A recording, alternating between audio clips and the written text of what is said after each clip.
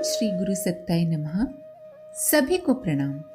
परम पूज्य गुरुदेव ने लिखा है, यदि समग्र रूपांतरण चाहते हो तो हमारे साहित्य को पढ़ो, समझो और सीखो। युग साहित्य के स्वाध्याय में ही मानव में देवत्व का उदय, धरती पर स्वर्ग का अवतरण और युग निर्माण सत्संकल्प पूरा करने की शक्ति है। उत्तम ग्रंथों का अध्ययन करके मनुष्य महापुरुष, महात्मा, ऋषि व देवता बन सकता है। विद्या विस्तार ही सबसे बड़ा धर्म, पूजा और यज्ञ है। जितना पुण्य धन धान्य सहित इस समस्त पृथ्वी को दान देने से मिलता है, उससे 3 गुना अधिक पुण्य स्वाध्याय करने वाले को मिलता है। संसार के समस्त दुखों का, व्यक्ति के समस्त कष्टों का, समाज के समस्त संकटों का एकमात्र कारण विचारों का विकृत हो जाना है। आज यदि दुखों के स्थान पर सुखों की स्थापना अभीष्ट हो तो इसका एक ही उपाय है कि लोगों को सही ढंग से सोचने की कला सिखाई जाए। हमारा साहित्य पढ़ें और पढ़वाएं, यही ज्ञान यज्ञ है। ज्ञान यज्ञ सबसे बड़ा यज्ञ है, सबसे बड़ा तप है, सबसे बड़ा दान है, सबसे बड़ा पुण्य है, सबसे बड़ा परमार्थ है और सबसे बड़ी साधना है। अध्यात्म का व्यावहारिक ज्ञान प्रत्येक मनुष्य को होना चाहिए। पेट प्रजनन मात्र के लिए जीने वाले मनुष्य आहार, निद्रा, भय और मैथुन जैसे पशुता के गुणों से संपन्न होने के कारण अपने अमूल्य जीवन को व्यर्थ ही बर्बाद करके संसार से विदा हो जाते हैं।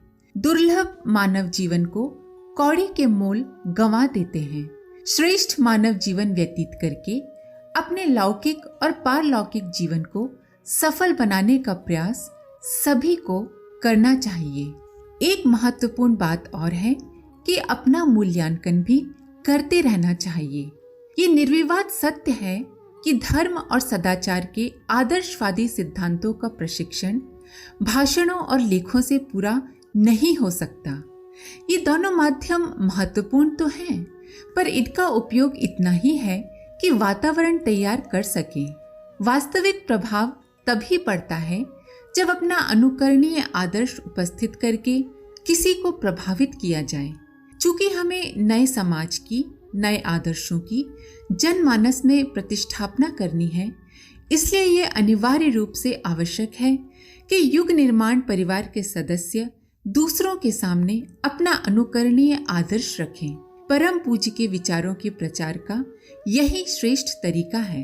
इस पद्धति को अपनाए बिना जनमानस को उत्कृष्टता की दिशा में प्रभावित एवं प्रेरित किया जाना संभव नहीं।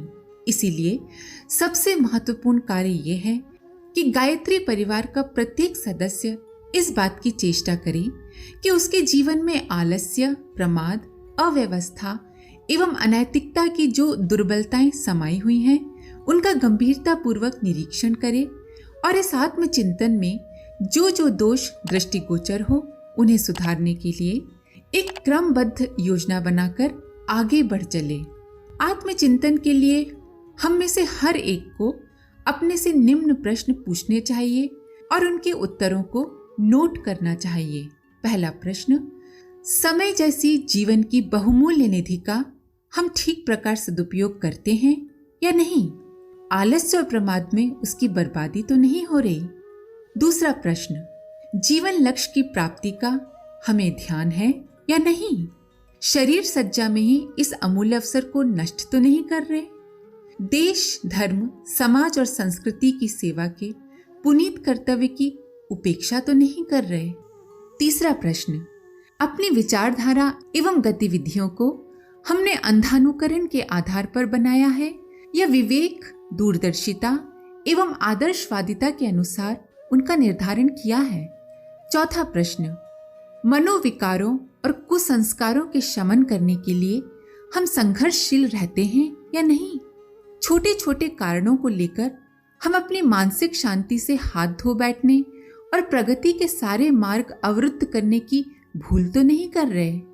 पांचवा प्रश्न, कटु भाषण, दूसरों की बुराई एवं अशुभ कल्पनाएं करते रहने की आदतें छोड़कर सदा संतुष्ट, प्रयत्नशील एवं हंसमुख रहने की आदत हम डाल रहे हैं या नहीं? छठा प्रश्न, शरीर, वस्त्र, घर, वस्तुएं तथा हमारे आसपास के वातावरण को स्वच्छ एवं सुव्यवस्थित रखने का अभ्यास आरंभ किया या नहीं? श्रम से घृणा तो नहीं करते? सातवां प्रश्न, परिवार को सुसंस्कारी बनाने के लिए आवश्यक ध्यान एवं समय लगाते हैं या नहीं? आठवां प्रश्न, हमारा आहार सात्विकता प्रधान होता है या नहीं? चटोरपन की आदत छोड़ी जा रही है ना? सप्ताह में एक समय उपवास, जल्दी सोना, जल्दी उठना, आवश्यक ब्रह्मचर्य का नियम पालते हैं या नहीं? नवा प्रश्न, ईश्वर उपासना, आत्मचिंतन, स्वाध्याय को अपने नित्य नियम में स्थान दे रखा है या नहीं? 10वां प्रश्न, आमदनी से अधिक खर्च तो नहीं कर रहे? कोई दुर्व्यसन तो नहीं है? बचत तो करते हैं ना? उपरोक्त 10 प्रश्न नित्य अपने आप से पूछते रहने वाले को जो उत्तर उसकी आत्मा दे उस पर विचार करना चाहिए और जो त्रुटियां दृष्टिगोचर हों उन्हें सुधारने का नित्य ही प्रयत्न करते रहना चाहिए। आप सभी का धन्यवाद। ओम शांति। हमारे YouTube चैनल को सब्सक्राइब करें और बेल आइकन को दबाकर ऑल पर क्लिक करें ताकि नोटिफिकेशंस आपको मिलती रहें।